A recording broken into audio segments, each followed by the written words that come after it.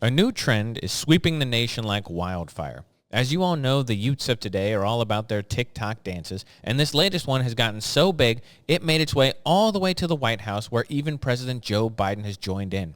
Here he is at a Juneteenth celebration, participating in a new trend known as pausing, where you pretend to freeze in the middle of a party and act like a confused old man.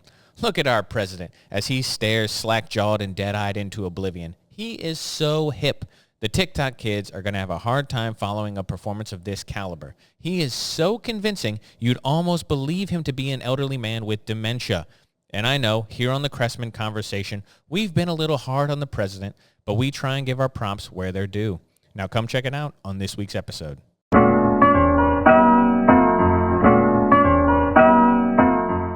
Okay, so today, it should be pretty obvious, we are going to talk about the president's mental capacity, but we're also going to talk about two other topics. We're going to discuss the southern border, and then towards the end of the episode, we are going to talk about a more local story, talking about my Congresswoman, Cori Bush. You know, I love talking about her, my least favorite, maybe second least favorite member of Congress, but we're going to talk about those three things today, starting off with the president's dementia. Do I know that the president has dementia? No. Do I suspect that the president has dementia? Yes. Why do I suspect this? Is it because the White House has affirmed multiple times that this is not the case, that I just don't trust them? No, it's because I have eyes and ears and I can see and have the faculties and rationality to make an informed decision. Looking at Joe Biden, you cannot say he is the same person that he was even 4 years ago. Look at his videos of him from when he was vice president. I have never found Joe Biden to be particularly intellectual, but he used to be able to string together a coherent sentence. That was always a plus. Now he can't even do that. And so we are at this spot where we are all looking at a man who looks confused, behaves in a way that your elderly adults do. My mom used to take the knobs off of the stove when my grandma had dementia, when my grandma had dementia before she went into an assisted living facility, because there were times when my mom had come over where my grandma just turned the stove on and the gas was going. And my mom said, we can't leave her in the house with the knobs on the stove. I wouldn't be surprised if in the White House there are no knobs on the stove, okay? That the White House doesn't want you to know Joe Biden is diminished. He is compromised. He cannot function. He is reading the teleprompter poorly. He slurs his words. He looks confused. He has that thing that old men get when they get to a spot where they're having difficulty, where he just leaves his mouth open all the time, and he looks like he's staring into the sun. We always say that. He looks like he needs sunglasses indoors. He looks confused. He looks elderly. I don't care that Donald Trump is almost the same age as Joe Biden. Donald Trump does not appear diminished. Donald Trump appears as energized as he did in 2016, the first time he was running. He does not look like a different guy. You cannot say the same about Joe Biden.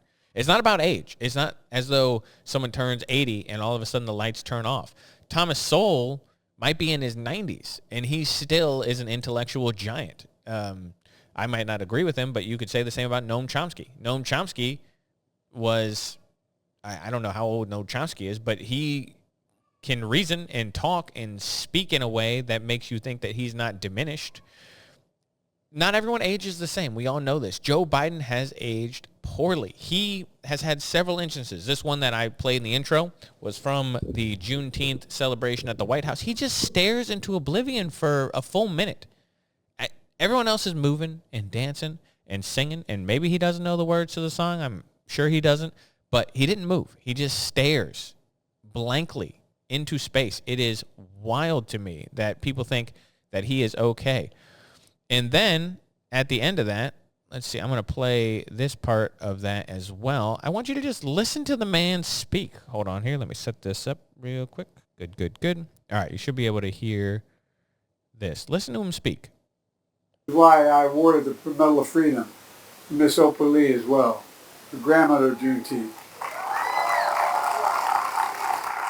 She knows so long as she was denied, our freedom can never be secured. Did anyone understand a word of that? I got, our freedom can never be secured. But before that, it sounded like, and you go, what? What are you saying? No one can understand. These people are clapping. There must be a sign that says applause, because there's no way a person listened to him speak right there and said, oh, wow, what a great thought. Definitely clap for that. No, there's some guy out there going, please applause. Please help the president. He's slurring his words. Look it's nighttime. It's too late for this man to be out. He should have been in bed at 6:30. It's probably 8:30. This man is slurring his words. He's got sundowners. He doesn't know what's going on. He's reading off a teleprompter. But unfortunately, where all the punctuation is, some things like spaces and periods, he kind of just reads it all as one word. So maybe the problem is not that he's slurring, it's just that he's trying to push it all together so he can get out of there and go to sleep, because he made 18 words into one word that sounded like and you go, whoa, that's our president.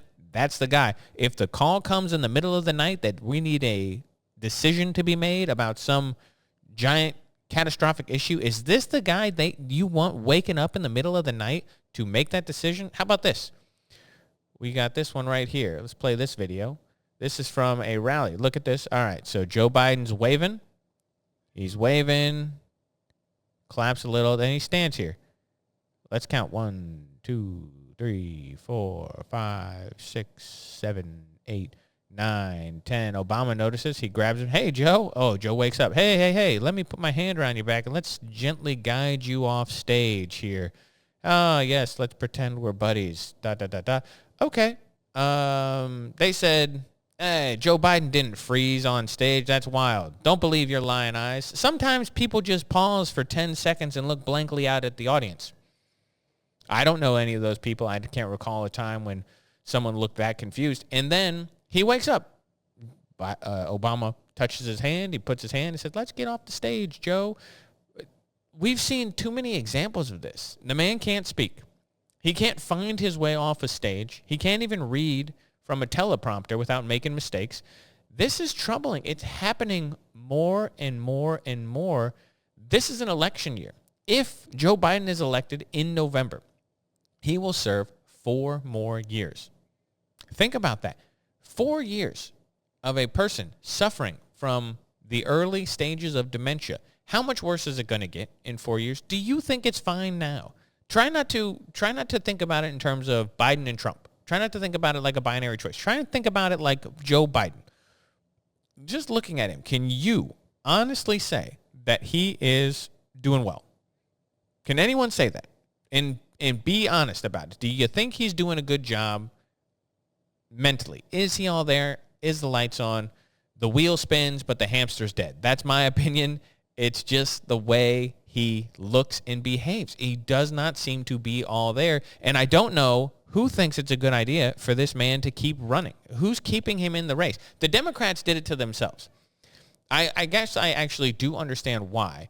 Because the Democrats put themselves in a box. The second that Joe Biden announced that he was going to pick a black woman for his VP, he put themselves in a box because he didn't have to say that. No one should have said that, by the way. Imagine for a second that you're Joe Biden and you want to pick a black woman for your VP because you think it's going to get you votes, and maybe you think, maybe giving him the charitable benefit of the doubt, he actually thinks that would just be good to have a black woman as vice president. Okay, that's fine. Who cares? I don't care. If Donald Trump picked Tulsi Gabbard for his vice president, I'd be thrilled, but it doesn't matter to me. Whatever his rationale, he said it. He made the mistake, the tactical mistake of just saying the quiet part out loud, which is that he was going to pick a black woman for his vice president. What you say in that situation is not that you're going to pick a black woman. You say, I'm going to pick the best person for the job, and then you pick a black woman. If that's what you were going to do anyway, that's what you do. What you don't say is, we got to have a black woman, we're going to pick a black woman. It was a terrible mistake by Joe Biden. And now the Democrats cannot get rid of Kamala Harris. They can't. They box themselves in. They made this terrible pick. Kamala Harris might be the only politician less popular than Joe Biden. So even if Joe Biden steps aside, who do they have? Who can ascend to the throne? No one. It's not going to be Newsom. It can't be. They're going to pick a white guy. You're going to box Kamala Harris out with a white man? Nope, can't do it. You boxed yourself in when you said you needed a black woman, and now what do? She can't run. She would lose. She's the worst. She can't talk. The vice presidential debate is going to be hilarious. It's just going to be hilarious. She cannot debate. She can't put a sentence together. She slurs her words as much as Joe Biden. I don't know what the case is, why that's the deal. I've heard, this is just rumors. I'm not saying this is fact. These are just rumors. I'll say that flat out. I heard she's a drinker. I heard that that's really the case, is that she drinks too much. Then she goes out and has these public events, and then she's slurring her words like an alcoholic. Again, just rumors. I'm not saying there's any truth to it. But at least in my mind, it tracks as to why she slurs her words so much. It's just ridiculous. They have no options. Joe Biden is going to run. So you have to ask yourself, do you think it's a good idea to vote for a man who is so diminished? I don't care if you don't like Donald Trump. I don't. I really don't. I am not the biggest Trump fan in the world. I thought he was a decent president. I really did. For the first 3 years. I didn't like his COVID stuff, but everyone made mistakes on COVID, so I don't necessarily hold that all against him. But his first 3 years were great. He was a good president. And I look at Joe Biden, and I just see failure after failure after failure after failure, and I don't know how you defend his record. If your rationale for voting for Joe Biden is that you don't like Donald Trump, okay, I think that's silly. I really do. But, okay, at least I kind of understand your place, the place that you're at. Where do you defend him on his record? What has Joe Biden done well? And now looking at him mentally, do you think he's going to get better or worse? I think he's been the worst president of my lifetime, and I only think he's going to get worse because as he fades mentally, he is going to just allow the radicals that populate his administration to take over, and it's going to get worse. So, I don't know. I'm not going to vote for him. I don't think people should vote for him. I think the Democrats, if they were smart, should switch him out, but I don't see an option. So I think the Democrats have put themselves in a position that is lose, lose, lose. They are going to lose no matter what they do. Switching topics here slightly from the failure of Joe Biden's mental capacities to the failure of Joe Biden's policies, the southern border is out of control. We've known this. I've done episodes on this. I talk about it all the time. The southern border might lose Joe Biden this election. He doesn't seem to think of it that way, but it absolutely is, especially when stories like what happened this week continue to leak out. There has been a highlight of illegal immigrants murdering people that the newspapers have just started to run with. Young women. There was a couple cases this week of a 13-year-old girl who was strangled by two Venezuelans who were in the country illegally. There was another girl who was raped and murdered by a 13-year-old who was raped and murdered by an Ecuadorian. These are front page headlines. The big one from the week, though, isn't even about the crime, the terrible violent crime that's happening. But what it was, it said 8 men from Tajikistan were arrested in the United States this weekend in the cities of New York, Los Angeles, and Philadelphia for suspected ties to ISIS-K. So we are talking about ISIS. We forget ISIS. We fought a war against ISIS. It was a big deal because they came in and they were the bad boys of the jihadic world. They were the bad guys. In a world full of bad guys, the Taliban and Al-Qaeda said, gosh, these ISIS guys are too radical for us. That's how bad ISIS is. And we did a good job of dismantling them, but not totally. They are a terrorist organization. They are not a standing army anymore. They had a caliphate, the largest caliphate in hundreds of years that they had in the Middle East. Okay, we beat that caliphate back. It's gone. It's destroyed. Its infrastructure is dismantled. We did a good job, even though now we're just leaving a vacuum for them to reform in the Middle East due to Joe Biden's failure in Afghanistan. Whatever. Okay. Tajikistan has become a hotbed for recruitment to ISIS. Tajikistan is a country that is located between China and Afghanistan. It's a small-ish country. They have their own problems, and jihadism is on the rise there. And the recruitment for ISIS-K is taking place a large part in that country. So 8 men from Tajikistan are arrested. because of their suspected ties to ISIS. All 8 of them crossed the southern border and were released into the interior after being processed. So what does that mean? It means 8 people were apprehended at the border. They came in, they were processed by the Biden administration, then they were released into the interior of the United States, where they went to New York, Los Angeles, and Philadelphia. How does this happen? Well, the 2 of the 8, crossed last year in the spring using the CBP One app. This is the app that the Biden administration created to allow illegals to book appointments and claim asylum. So they downloaded an app from the Biden government, use that app to claim asylum, and once you claim asylum, you are released into the interior of the United States pending a trial to hear your asylum. Most people just disappear into the interior. That's what happened with these men. Afterwards, Homeland Security said, hey, these guys that we've apprehended, we need to find them because it turns out that they're actual terrorists from the Middle East, and we think that they're going to plot a terror attack in the United States. They haven't been charged with terrorism just yet, but it seems like that is what is about to happen. The reason why they rounded up all 8 of them is because of their ties to ISIS, which makes people believe that they had a possible terrorist incident in the making, which is why Homeland Security swooped in and arrested them, or ICE swooped in and arrested them. More than 1,500 people from Tajikistan have crossed the southern border since October of 2020. Why are people from the Middle East flying to Mexico and coming across the southern border? Because the Biden administration is allowing it. In the previous 14 years, we just had 26 people from Tajikistan cross the southern border. And here's the deal. We have had hundreds of people apprehended at the southern border who are on the terrorist watch list. Hundreds of people. And you say to yourself, well, that's good. The Border Patrol is doing their job. They're apprehending people on the terrorist watch list so they don't get into the United States. This is not the case. These 8 men got in. A lot of those people were actually released into the interior. It turned out later we found out they were on the terrorist watch list. And we have 2 million gotaways that have crossed the southern border, at least. 2 million gotaways means 2 million people who we detected in one way or another but never had an interaction with Border Patrol. How many of those 2 million were also on the terror watch list? Joe Biden's policy is making America less safe. ISIS-K, where the group that these 8 men are a part of, they were responsible last year for that attack on the Russian theater.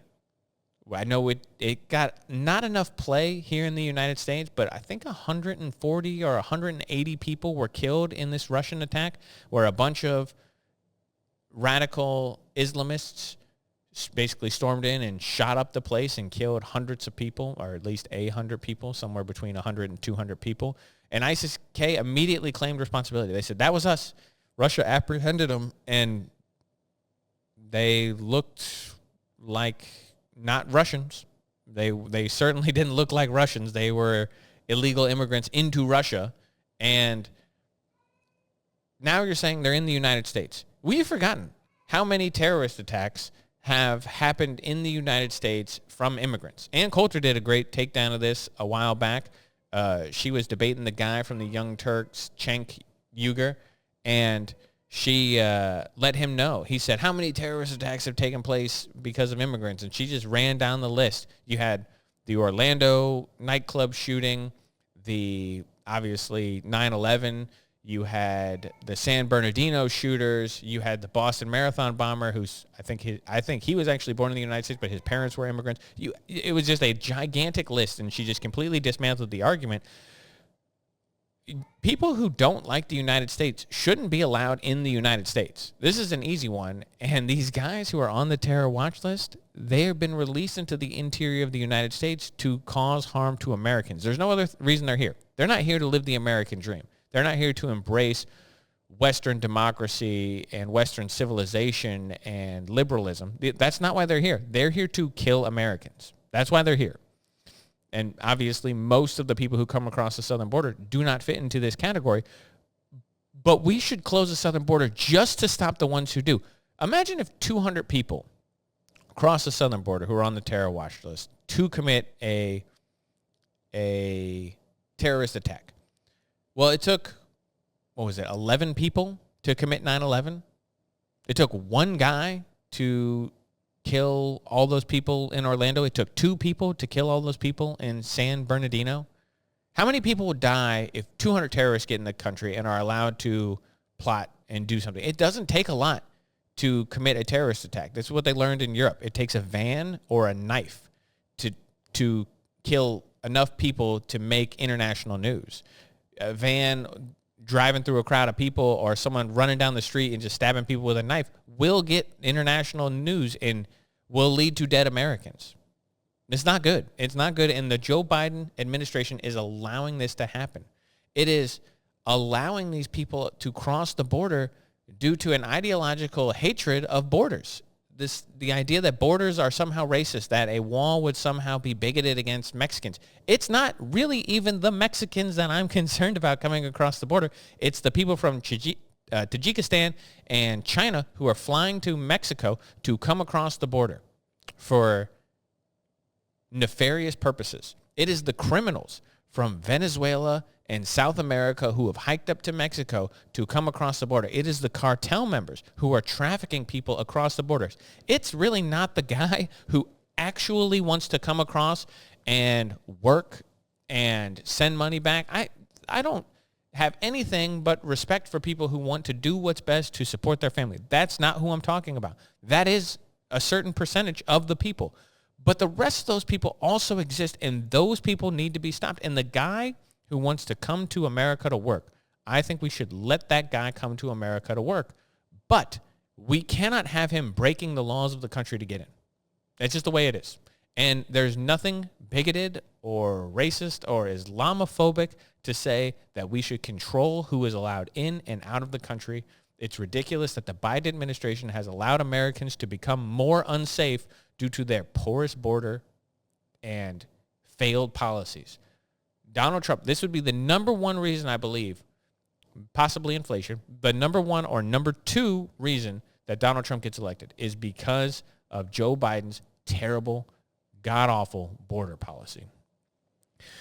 Speaking of terrible, Cori Bush is in the news again. Cori Bush, possibly the worst member of Congress, maybe possibly second worst member behind Ilhan Omar, although Jamal Bowman is making a case for being the worst member too. So it's really terrible. The squad in general, just awful.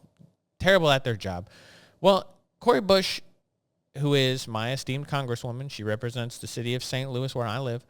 She is back in the news this week because of an interview she did where she claims to be a faith healer. Apparently, she wrote about this in a memoir that she put out a couple years ago. I believe it sold something like 700 copies, so watch out, world. She's coming for the New York. I'm sure the New York Times probably still put her on the bestseller list, even though she sold 700 copies of a book. Whatever. I mean, that's great. It's nice she wrote a book. To be honest, I'm surprised she knows how to read. She comes across as fairly unlettered, and she certainly speaks as though she's never read a book. So my guess is she didn't actually write a book unless it's full of grammatical and spelling mistakes. My guess is I haven't read it. I'm going to be honest. I'm not one of the 700 people who ran out and picked up Cori Bush's book. I don't know if it's obvious. I don't care for her. I think she's a bad person, and I think she's a liar. And this book and this interview that she did recently is just reinforcing that to me. So Cori Bush is a faith healer. I didn't know this. Apparently, it's been known for a few years. But this is a real story. This is a real quote. Actually, I'm going to read 2. These are 2 quotes from Cori Bush. Quote, about her faith healing. Quote, "The child had a bleed in her brain shortly after she was born, and she couldn't walk. She had never taken a step in her life. I carried the child to the prayer room in the back of the church out to the sanctuary. Walk, I said gently to the 3-year-old girl. You will walk. And this girl took her first step, and then another, and another. She walked." End quote.